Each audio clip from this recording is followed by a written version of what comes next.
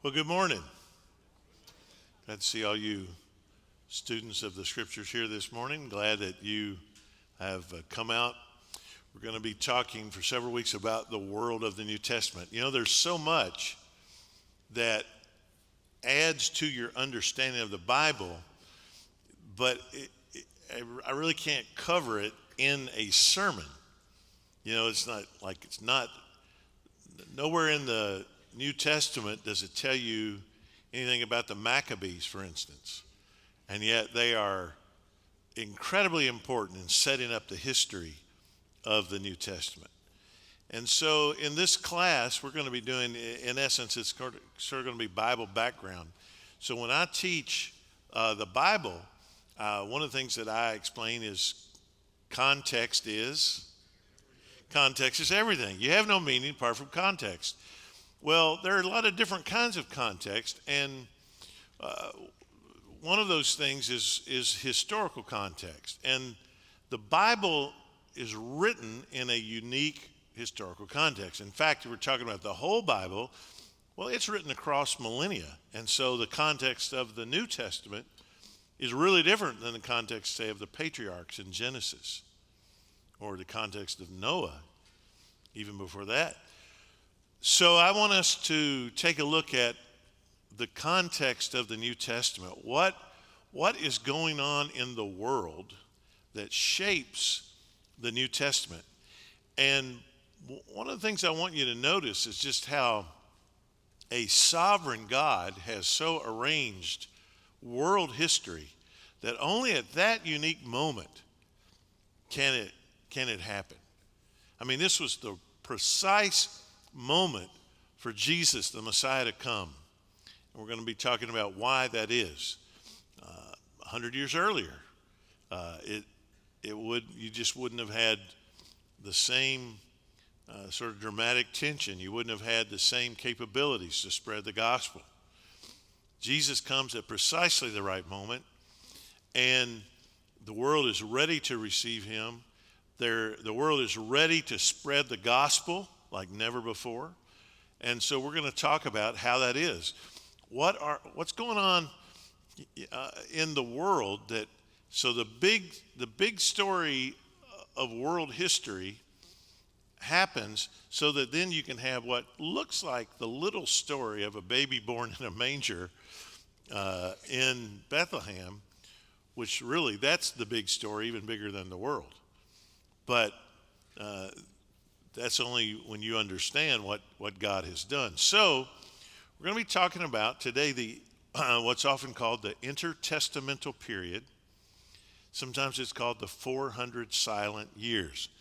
So let me just catch you up to really how the Old Testament ends. And then I want to talk to you today about what happens in those 400 years prior to the birth of Christ that sets up the world to receive Jesus. All right? So at the end of the Old Testament, you know, Israel was both the northern and the southern kingdom had been taken captive, first by Babylon, and Nebuchadnezzar, and Babylon was the world power. And then Babylon was conquered by the Medo-Persian Empire, often just called the Persian Empire. And so the book of Daniel is one of those that's taken captive from Israel by Babylon, and he serves in the court of the Babylonian king, and he serves long enough that he sees the Babylonian Empire fall, and he, because of his high degree of competence, is then taken to serve in the Persian court as well. Now, think about that. First of all, it shows God's protection of Daniel, because typically if you conquer a kingdom, the typical way is you just wipe out anybody who had anything to do with running the government. Just kill them. They're a threat. But Daniel is seen not only as no threat, he's seen as an asset. And that says an awful lot about how competent he must have been, that he is spared, and he's taken to the Persian Empire, and he serves there in Susa, just like he did in Babylon. And so his book spans that entire life. And while he's there in Persia, he is when he has even further visions. He had earlier visions of the king of Babylon. Remember the statue that he saw and all those different kingdoms? And it gets more detailed at the end of the book, and especially in Daniel chapter 11. Daniel, we're going to be looking at that. Daniel prophesies the Greek empire that will come, and Alexander the Great, and then what happens after the death of Alexander the Great. So we want to look at that because that's what makes Greek the lingua franca, the common language of the world. It's why the New Testament is written in Greek, because of Alexander. It's why the Old Testament is translated into Greek, called the Septuagint. Most of the quotations of the Old Testament that are in the New Testament are quoted from the Septuagint, the translation, not from the original Hebrew. Paul uses the Septuagint most of the time. So again, you just see how God is orchestrating all of these things. So if you think about Malachi's time, the book of Malachi is written at about, just for good round numbers, 400 BC. And that's the last book of the Old Testament. The next thing that happens prophetically, the next time God speaks through a prophet in any way, is John the Baptist. So the birth of John from Malachi that ends with the prophecy that Elijah will come. God is silent as far as revelation goes. Now, God's still on the throne. He's still working world history, but he sends no prophets. He speaks through no one. There are no books of the Bible that are written. You have 400 silent years until the annunciation of the birth of John the Baptist. And that's what we call the intertestamental period. And the political, religious, and social atmosphere of Israel changed significantly during that period. And much of what happened was predicted by Daniel in chapters 2, 7, 8, and 11. You can put Daniel up and look at world events in that time and say, wow, look at this. So much so that the liberals read Daniel, and guess what they conclude? Well, it was written after those events. It's too exact. Well, if you have an anti-supernatural bias that you simply don't believe that God reveals things ahead of time, of course that would be your conclusion. But if you believe that God does indeed sometimes speak to his prophets and give them predictive knowledge of what will transpire, then you have no problem believing that Daniel is what it purports to be. It is a prophecy of things that would come to pass. And I think, you're driven to one of two conclusions. It is so precise and so correct that it clearly shows God's involvement with his world, or it's so precise that it was written after the fact. Now, you know which camp I'm in. I believe that it is predictive. I think it is exactly what it purports to be. If it's not, there's a word for it, and that's called a lie, because it's written in language of predicting it. And by the way, if the book of Daniel just sort of showed up after all those facts, I think it would be questioned. But Daniel was circulated and read before Jesus' time, and nobody was questioning its authenticity in the days of Jesus. So, as always, I'm going to line up with Jesus. Jesus uses Son of Man language from Daniel, applying it to himself to show that he's the Messiah. So Daniel's very, very important. So toward the end of the Old Testament, Israel is under the control of the Persian Empire. Persian Empire lasts from about 532 BC till 332 BC, so there's about a 200-year span. And the Persians the Persians allowed the Israelites to practice Judaism.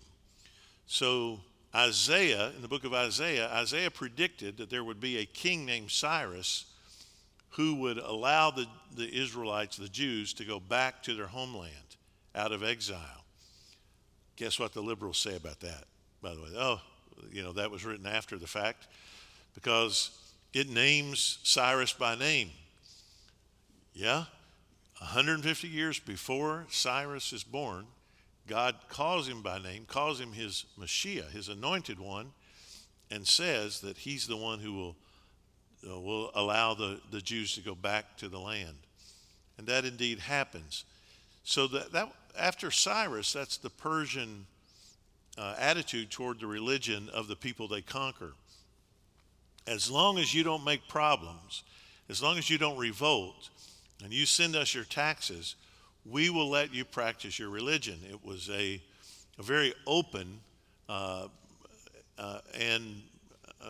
benevolent view of the religion of the people that they'd conquered. They're even allowed to rebuild the temple, to worship there at the temple. They can implement their rules. The priests have control of the temple. Only Jews can go in there. And this goes on for a long time until about, until the collapse of the Persian Empire.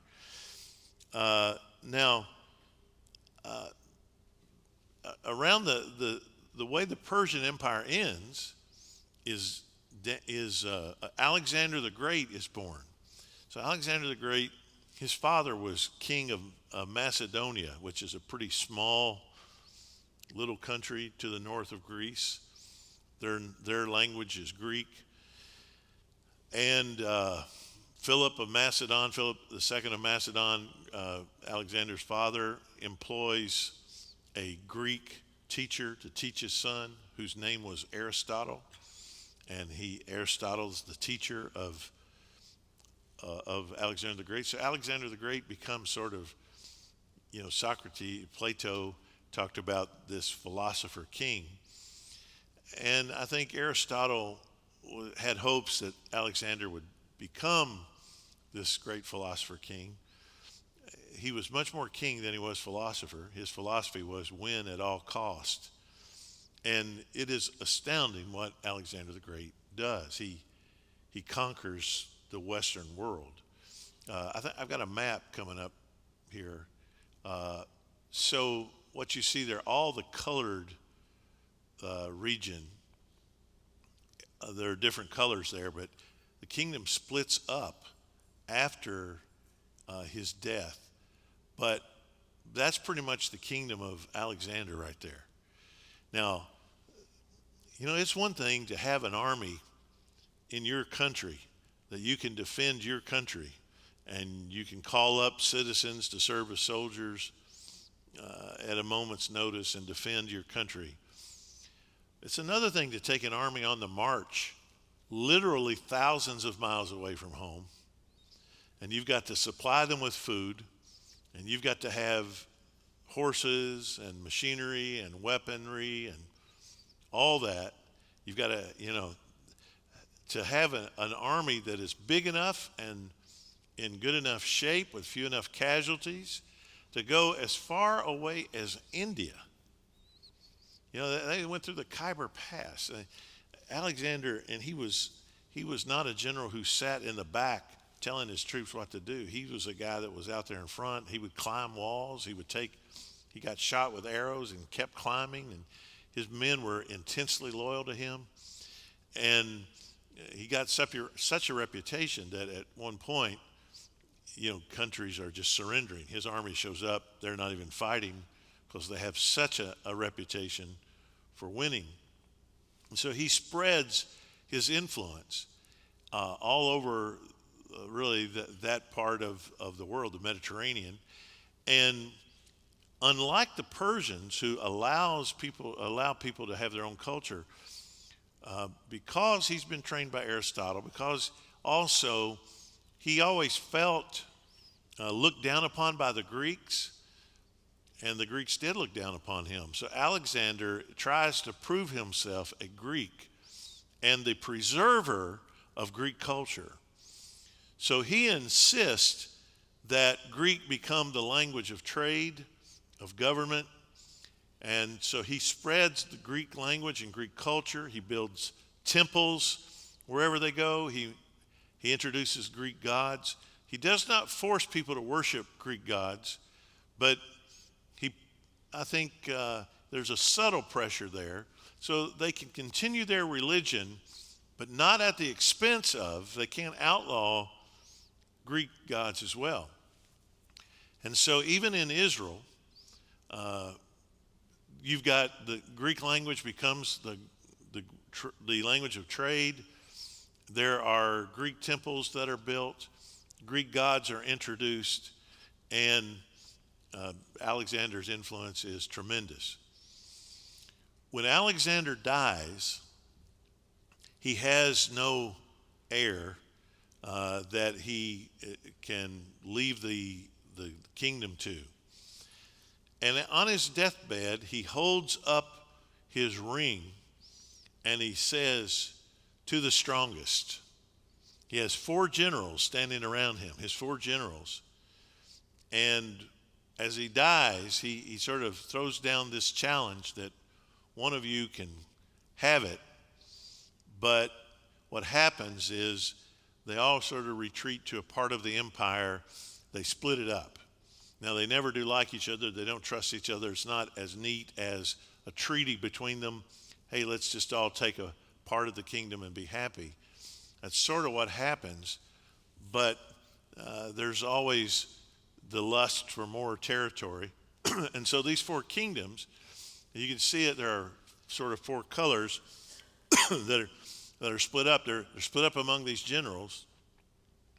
Lysimachus takes Thrace and what's modern Turkey or Asia Minor, right there below the Caspian, the Black Sea, and above the Mediterranean. Cassander controls Macedonia and Greece, the green part there that you see. Ptolemy the first rules Egypt, Palestine. See the purple down there? You see all of Egypt there, the purple. And then that goes up to the Mediterranean coast of Israel. So if you notice, Israel is divided between Ptolemy, and of course the line of Ptolemy is going to include Cleopatra. Now here by the way, here's this there's this misunderstanding about Cleopatra out there. People think of her as looking particularly Egyptian, or sometimes even portrayed as African, and she's neither. She's Greek. And because the line of the Ptolemies were incestuous, and I mean that in the grossest sense of the word, there was no mixing with the Egyptians. I mean, they're descended from the Greeks because they're only having sex with each other and to have offspring. So Cleopatra is indeed double Greek. There's no African in her. There's no Egyptian in her. She's Greek and looked very Greek. We have coinage with her image on it. You look at it and you go, I don't see what Julius Caesar and Mark Antony saw. She must have been a very wily woman, very seductive in her ways, because what you see on the coin is not flattering, in my opinion.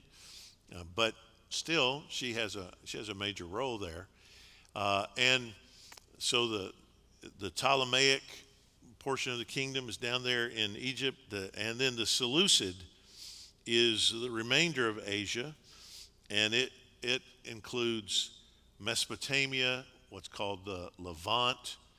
That's been in the news. You've heard ISIS or ISIL. ISIL is that stands for Islamic State of the Levant. That's what you see there, pretty much the yellow part. So that's the Seleucid Empire, and you can see part of that comes down into Israel. So you have Seleucid control of Israel, and you have Ptolemaic control. And once again, Israel is one of the most fought over and divided pieces of land in the world. If you think of Israel right there on the coast, I should have brought my little laser pointer. But there's a book I have about archaeology in Israel, and it's called The Sacred Bridge. That's really what Israel is. It is a land bridge between Asia to the north and Africa to the south. And so major trade, whoever controls that land bridge controls trade and can collect taxes. So that's why Alexander wanted it, and it's why the Ptolemies want it, and the Seleucid Empire wants it. And you've got a continual conflict. So Israel is set up. It's always going to have armies. It's always going to have war and be attacked because it is a strategic stronghold. And to one extent or another, all of these areas are Hellenized. That's another way of saying that they are made Greek. They speak the Greek language. They write in Greek. And Greek culture and religious beliefs influence the indigenous people. Now, having sort of told you that, I want us to look at Daniel now and see how Daniel predicted this. In Daniel chapter 11, Daniel in verse 1 says, "As for me, in the first year of Darius the Mede," so Darius is a Persian, and Daniel is serving in the Persian court, "I stood up to confirm and strengthen him. And now I will show you the truth.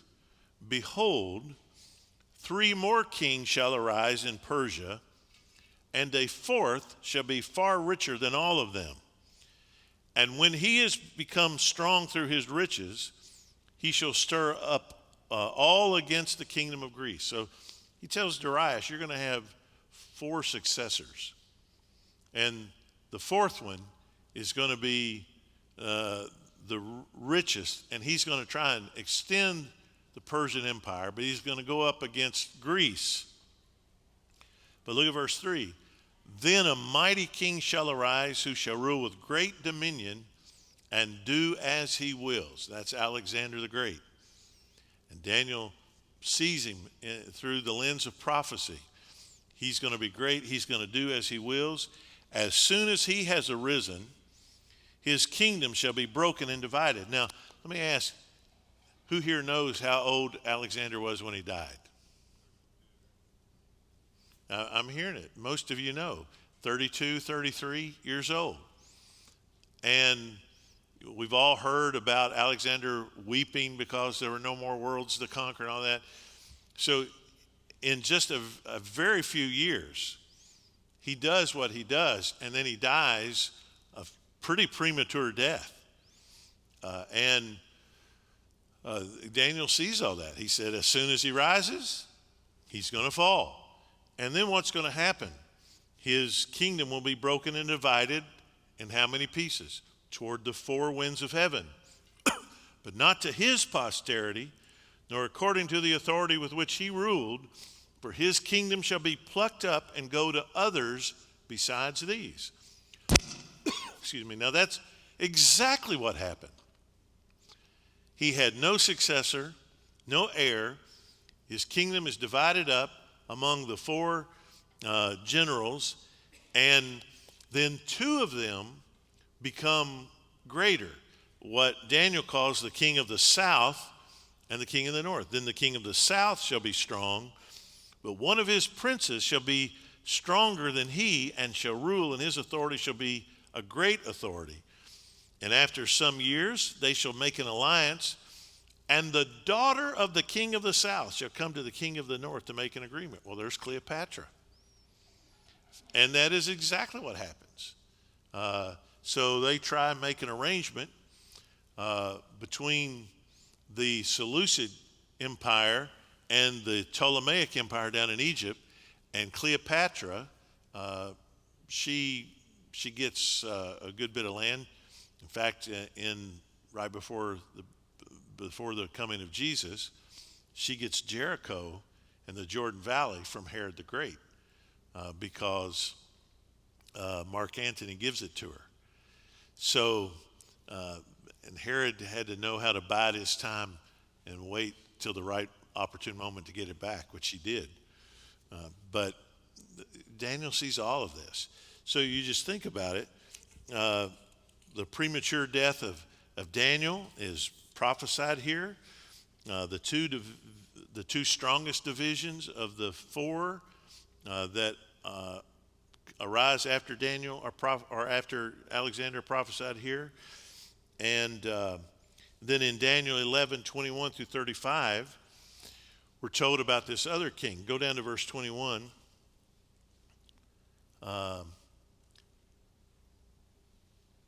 In his place shall arise a contemptible person to whom royal majesty has not been given. He shall come in without warning and obtain the kingdom by flatteries. Armies shall be utterly swept away before him and broken, even the prince of the covenant. And from the time that an alliance is made with him, he shall act deceitfully, and he shall become strong with a small people. Without warning, he shall come into the richest parts of the province, and he shall do what neither his fathers nor his fathers' fathers have done, scattering among them plunder, spoil, and goods. He shall devise plans against strongholds, but only for a time. And he shall stir up his power and his heart against the king of the south, that is the Ptolemaic king, with a great army. And the king of the south shall wage war with an exceedingly great and mighty army, but he shall not stand, for plots shall be devised against him. Even those who eat his food shall break him. His army shall be swept away, and many shall fall down slain. And as for the two kings, their heart shall be bent on doing evil. They shall speak lies at the same table, but to no avail. For the end is yet to be at the time appointed. And he shall return to his land with great wealth, but his heart shall be set against the holy covenant, and he shall work his will to return to his own land. Now I want to just stop and say, Daniel sees this king who's going to come out of the Seleucid Empire, and he's going to defeat the Ptolemaic Empire, the king of the south.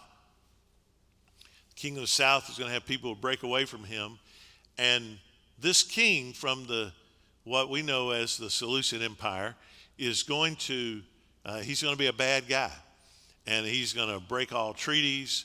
He's not going to deal honorably with anybody, and he's going to be very, very oppressive.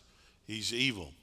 And this is who we know in history as Antiochus Epiphanes. And Antiochus Epiphanes is, again, this happens in that intertestamental period. But man, he comes in and he oppresses Israel. He goes into the temple and he offers a pig on the altar. I mean, that's about as insulting as you can possibly get to the Jews. And he wants to absolutely denigrate them and humiliate them. And so Antiochus Epiphanes, his father was defeated by the Romans in about 190 BC. And so he was taken hostage and was in Rome from about 189 to 175. While he's a prisoner in Rome, he studies Roman institutions and policies.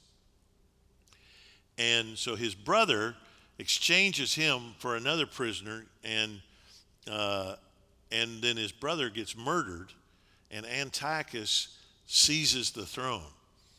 And he apparently he sends one of his generals then to plunder the temple in Jerusalem. And when he comes back empty-handed, that's when Antiochus says, "Well, I'm going to go to the temple and I'm going to just absolutely devastate the place. And this is the contemptible person. And everything about Antiochus corresponds to what Daniel says. He would come to power after the untimely death of his predecessor. He's a contemptible person. Uh, uh, there was a popular play on words. His name, Antiochus Epiphanes, means Antiochus, the one who has appeared. But he was frequently referred to in literature as Antiochus Epinomes, which means Antiochus the madman. So everybody sort of had that appellation for him. He's not an heir to the throne. That's why Daniel says royal majesty has not been given to him. He was not in line for the throne. He seized it. But he had obtained the kingdom not by military might, but by flatteries. He won over the kings of Pergamus to his cause and the Syrians to his cause by just going to them and saying, hey, get on my side and we'll rule together. And he basically seduced them by flatteries. Now, these specific details, written 350 years before they transpired, were completely fulfilled in Antiochus Epiphanes. And again, it just shows the sovereignty of God and how God was working in history, even through wicked, evil people, to bring about his will and his cause. Antiochus would take military control of Jerusalem, especially the temple. It says in verse 31, his forces from him shall appear. He would cause the sacrifices to cease. Verse 34, forces from him shall appear and profane the temple and fortress, shall take away the regular burnt offering. And look at verse 31, look at this phrase. And they shall set up the abomination that makes desolate. They shall set up the abomination that makes desolate, the abomination of desolation. So here Daniel uses this language to say what Antiochus Epiphanes is going to do to hurt the people of God. Jesus, in the Olivet Discourse, Matthew 24, will use that same phrase to describe what's going to happen in AD 70 when the Romans under Titus come in and destroy the temple and destroy Jerusalem. So here you have a picture of the attack on the people of God and the worship of God. Daniel and Jesus both use the same language. Daniel looking at Antiochus Epiphanes, Jesus looking at Titus and the Romans, but they're both doing the same thing. They're assaulting the people of God and the temple of God, the worship of God. Antiochus would prefer and protect those that, as he says in verse 32 here, those who violate the covenant. So if you violated the Old Testament, the covenant, Antiochus would protect you. He would meet resistance, we're told in verses 32 and 33, and the righteous would suffer intense persecution. And we're even warned in verse 34, the second part of that there would be imposters among the righteous. But all of these events would result in a purification of the people of God. Verse 35, and some of the wise shall stumble so that they may be refined, purified, and made white until the time of the end, for it still awaits the appointed time. So Daniel looks at this history that's coming, and he says that this is the way, this is going to set up the world for the coming of the end. Now, with that kind of language, you can see why the Jews, when Jesus came, why they're looking for a Messiah that's going to just upend everything. Because Daniel's language has been, well, then comes the end. And this is why John the Baptist would send messengers to Jesus. Are you the one, who is to come, or should we look for another? Because they're looking for this apocalyptic inbreaking of the kingdom, and Jesus is bringing the kingdom in a very different way. Jesus himself says, I have other sheep who are not of the house of Israel that I need to gather. So he's got a mission that's bigger than they can even imagine. They're looking for a Jewish Messiah, and he's that, but he's more than that. So with this language that Daniel uses about this is what's going to be until the time of the end, you can understand that. But Antiochus Epiphanes, his policies bring him into conflict with the priestly families, those that have been running the temple and sort of the government in Israel, and particularly, so the leading Jews. And the Jews had been accustomed under all predecessors to having sort of autonomy when it comes to worship. And they were divided into two parties. The Orthodox Hasidians, today you'll hear them called Hasidic. They're the Orthodox, the pious ones. And then there was a Reform party that favored Hellenism. Hey, we need to update things. We need to be modern. And for financial reasons, Antiochus supported the Reform party. And in return for a considerable sum of money, he permitted the high priest Jason to build a gymnasium in Jerusalem and to introduce the Greek mode of educating young people. Now, you may think, what's the big deal with building a gymnasium? Do you know what gymnasium means? Anybody have any idea? All right, the word for naked is gumnos. And when you take it from Greek into English, that U becomes a Y. So a gymnasium is a place for naked people. And they did their exercises naked. They wrestled naked. It was frequently associated with sex, homosexuality in particular. And to build a gymnasium in Jerusalem is just like the ultimate disgrace. And here's Jason, the high priest, who's from the liberal wing of Judaism, not only allowing this, he's doing it. And he believes that we need to educate our Jewish young people in the Greek way. So he builds this gymnasium, and they're going to do all the things that the Greeks do back in Athens.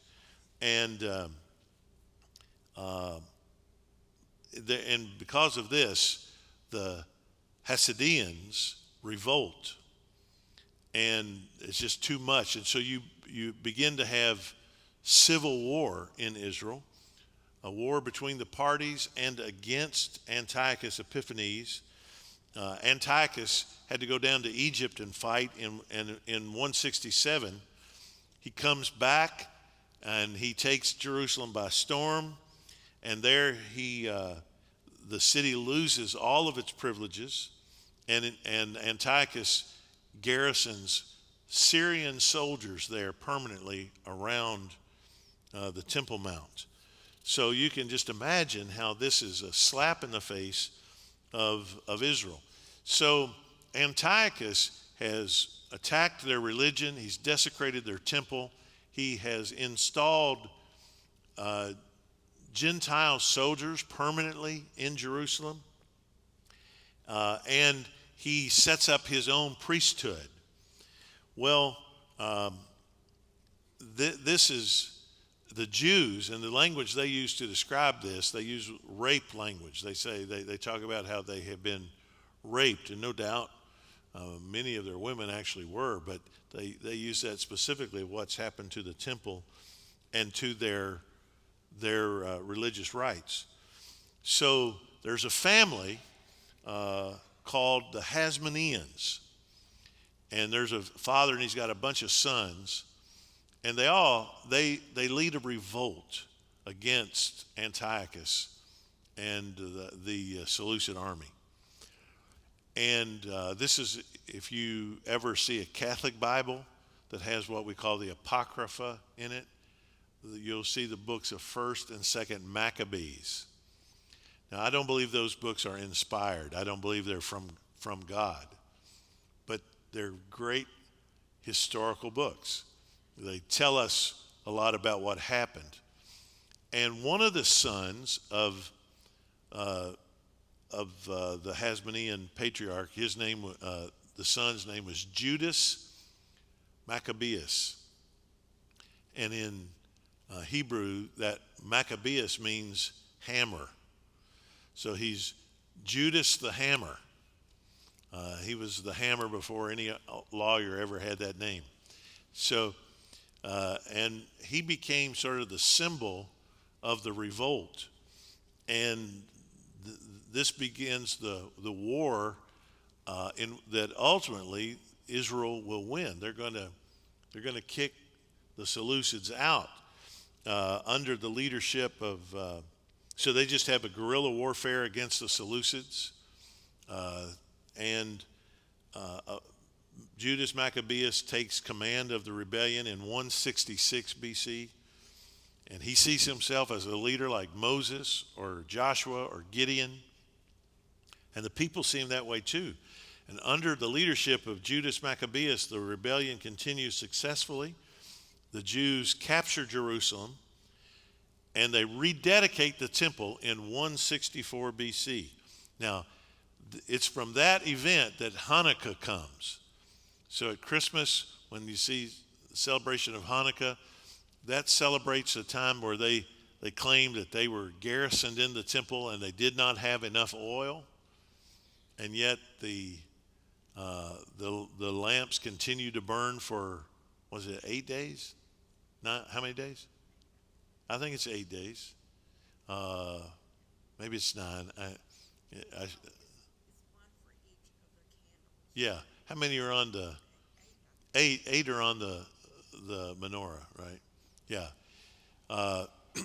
So, yeah, a menorah has 8, and so they claim that the candle burnt for the oil lamp burnt for 8 days, even though there was only enough in there for 1 day. And so that's what's celebrated at Hanukkah. And so in 164, they rededicate the temple, and they're independent.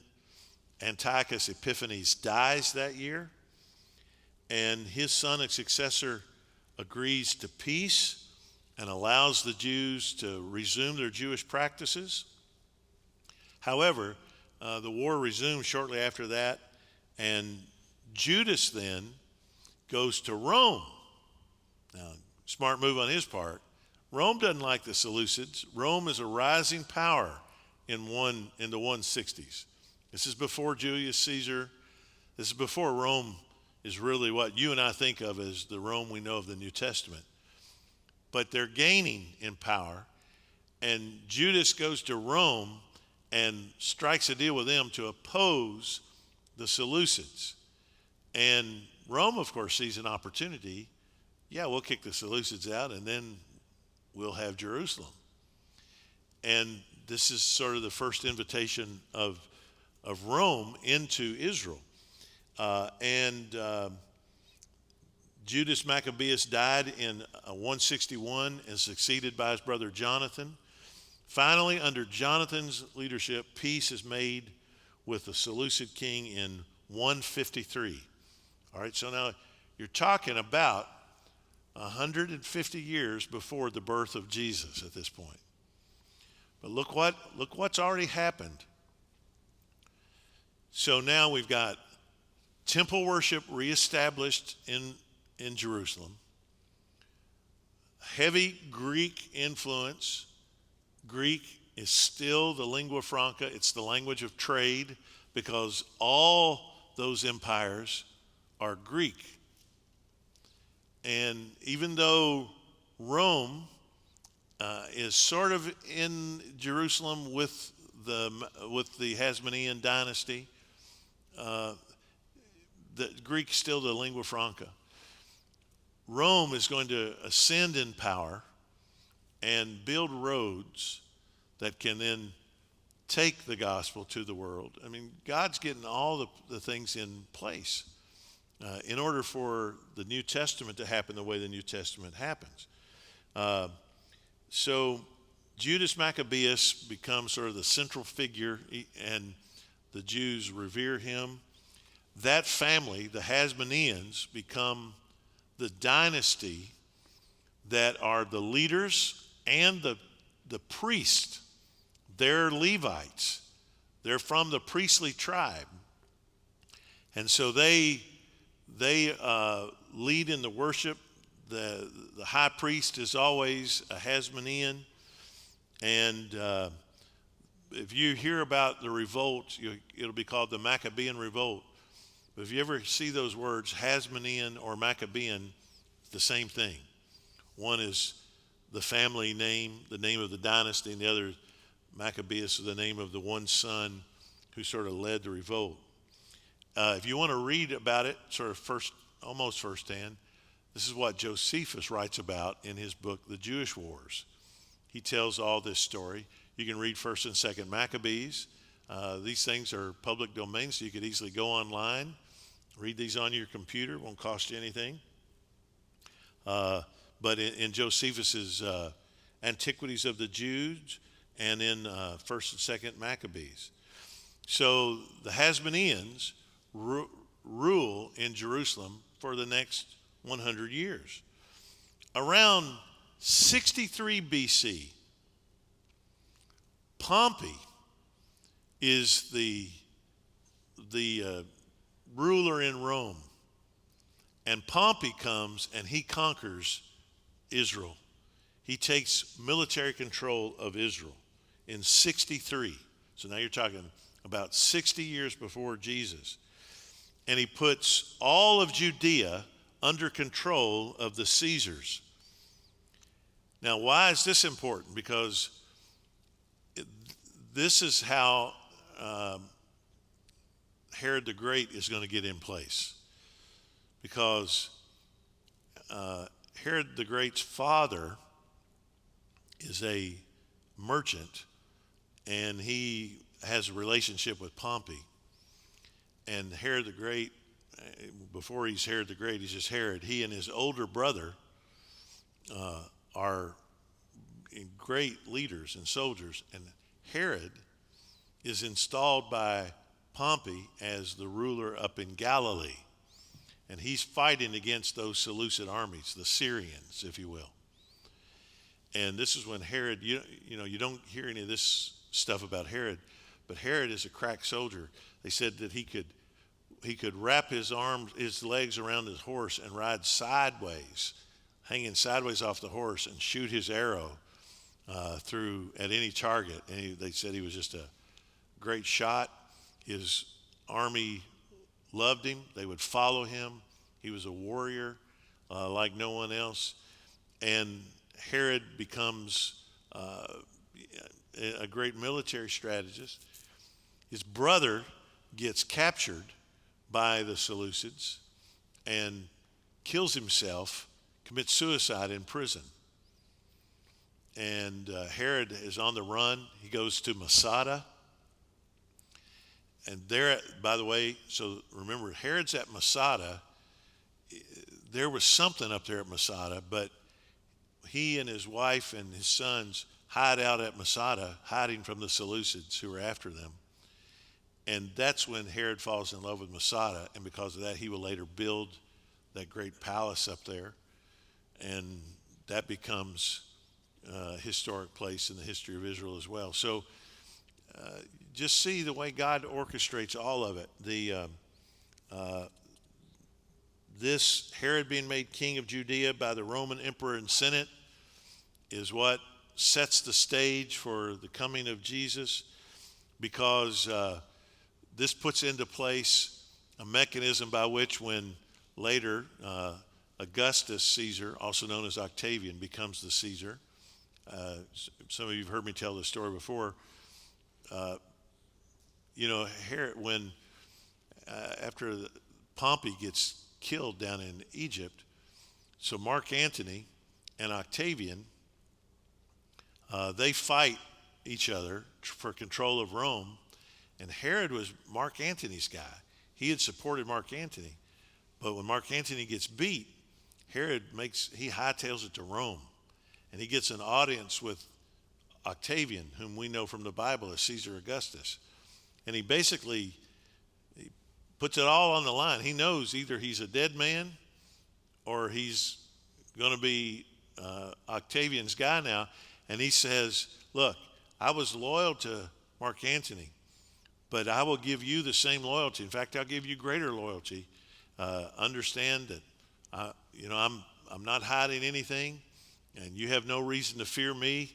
I will be a loyal ally. And so that's when Caesar Augustus says, not only am I extending you that power, I'm extending you the right to be called king.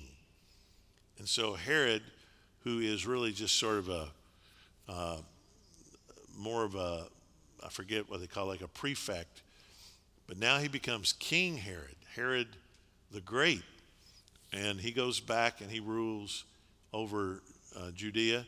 So when Caesar Augustus wants to know how many people he rules so he can tax accordingly, he puts out a decree that everybody has to go to their hometown and be included in the census.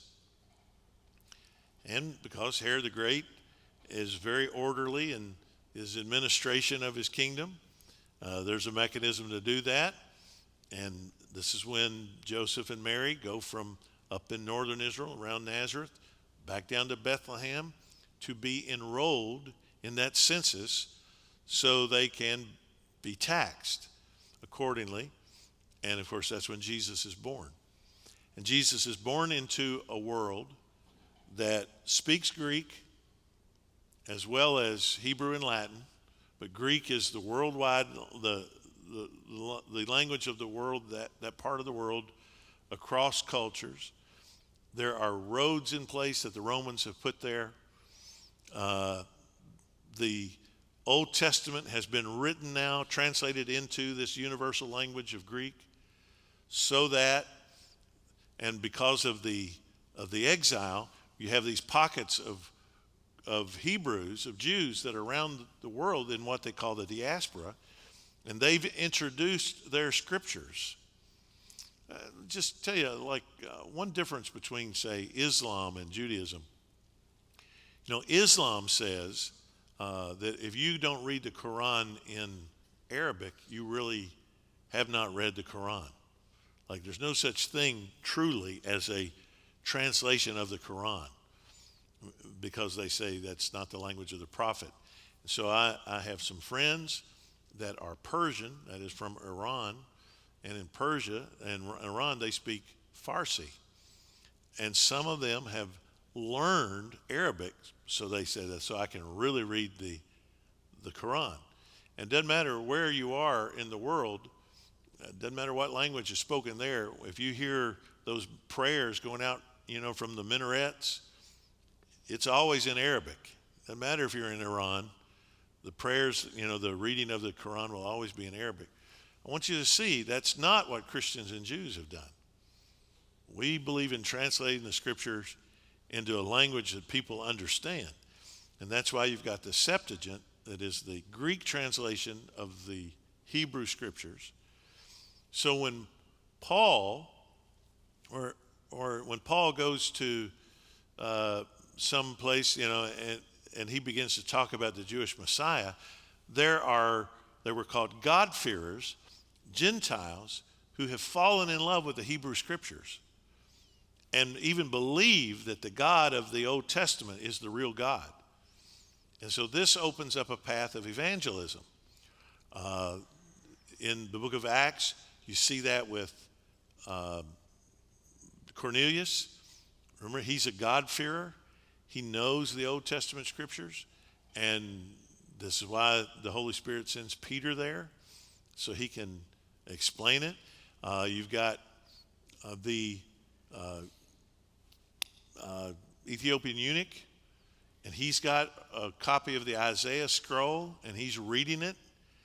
The chances are that he's reading it in Greek, not in Hebrew. And because Philip speaks to the Ethiopian eunuch. Now, why would the Ethiopian eunuch know Hebrew? There's almost no chance that he would. But we know why he'd know Greek. And, of course, it's written, Luke writes his gospel and the book of Acts in Greek. And what Philip asked the Ethiopian eunuch, he's reading it out loud. In the ancient world, nobody read silently. You only read out loud. So he's reading from the Isaiah scroll, and Philip asked him, Gnoskes, ha anagnoskes, do you understand what you read? And he says, how can I except some man show me? So see how God uses all these events to set up the world to receive the scriptures. And because it's the scriptures that are able to make us wise in the salvation. You have to have an understanding of that big narrative of creation, fall, anticipation, and then finally the coming of the Messiah. And all these world events, that's exactly what took place. So, it's a lot of history in those 400 years for us to cover. But if you just think about it in those main movements, that you've got these major kingdoms that are rising and falling, but what's God doing through all of them? He's preserving his people and he's preserving his word. And by bringing his people and his word through all of these vicissitudes of history, he's setting the stage for the coming of Jesus, the Messiah, so that the world can know. So Jesus is not coming merely to the Jews, he's coming to the world. And if you didn't have an Alexander the Great, you wouldn't have a lingua franca that could go throughout all the world. The New Testament written in Greek, the Old Testament in Greek. You can have rapid expansion of Christianity because you have a Greek Bible, both Old and New Testament, going to a Greek-speaking world on Roman roads and boats. We know that the gospel gets as far away as the British Isles by AD 100. And it gets there because Roman soldiers take it there. So you just see the beauty and the sovereignty of God, how God's in charge, he's in control. And that's not to say that in some of these things, awful things happen. Just because God is working and orchestrating does not mean that we don't experience the effects of sin and fallenness and brokenness. But it does mean that the will of God is not hampered, slowed down, or stopped by our fallenness and brokenness and pain and sorrow. That God can work even in this fallen world to bring about the outcome that will ultimately get rid of all the brokenness and the fallenness and the pain and the sorrow. And that's what we long for. All right? So a lot of territory today, 400 years in an hour. Pat yourselves on the back. You got it. Next week, we'll begin with the test. I won't do that to you.